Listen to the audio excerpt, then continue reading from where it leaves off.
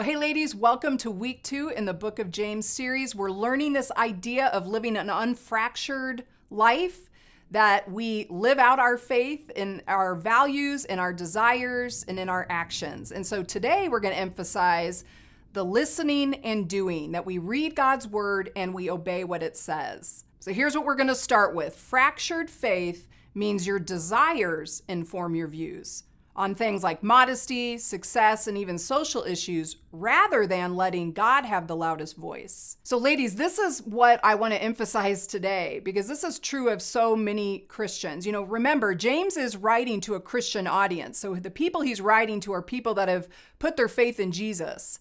And so what he's saying is, hey, now that you've put your faith in Jesus, God's opinion should matter more than the world's opinion, right? We talked about last week that idea of divided loyalty, that you can't give part of yourself to God, but then the rest of it goes to the world, that you really have to make a decision that if I believe in Jesus and everything he did for me, and if he has a way he wants me to live, then that's the way I need to orient my life. And so it should affect the way I view the way I dress, the way I carry myself as a woman, the way I date, who I marry, social issues, all of it, that we should let God's word inform us and our opinions rather than just kind of going with our own desires or letting the world tell us how we should think.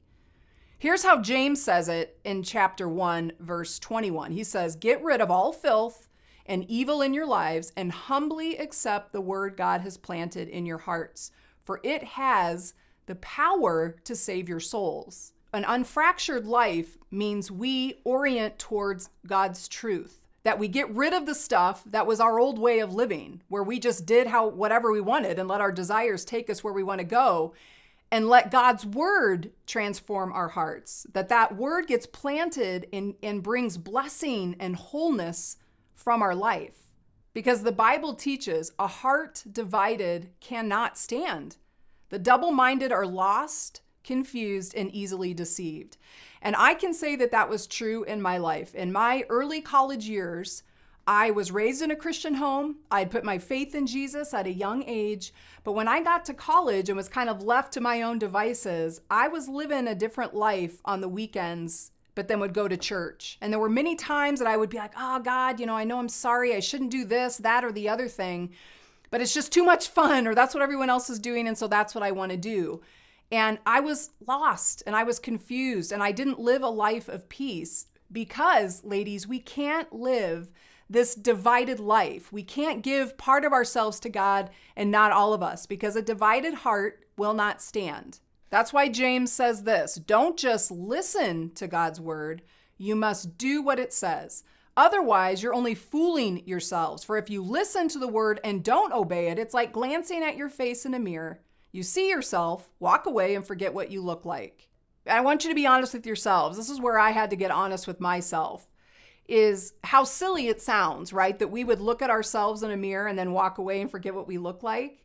But I think that's what happens for a lot of us in our Christian walk, that we'll go to church on Sunday morning. We might hear a really good sermon. It really kind of cuts to the heart. It challenges us in some way.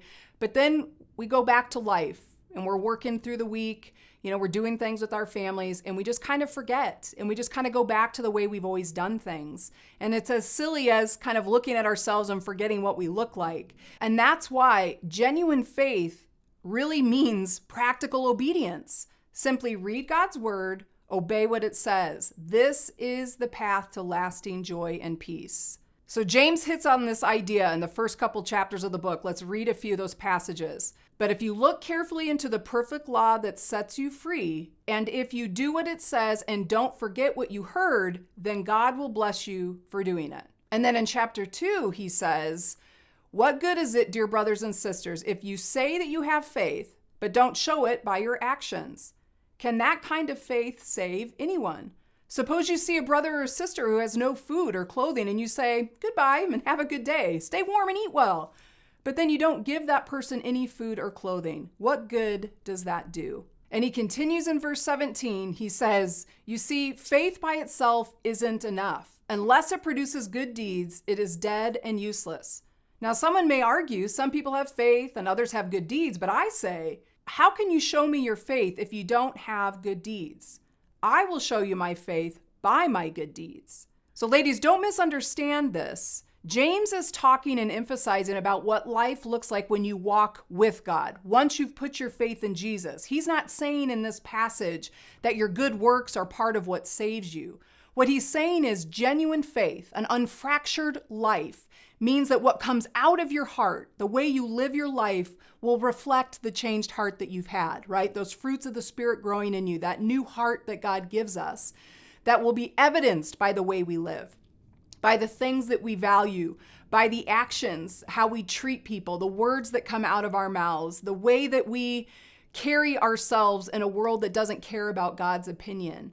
Those are the things that lead to genuine faith, that we just practically obey God's word. That as Christians, we really are about listening and doing.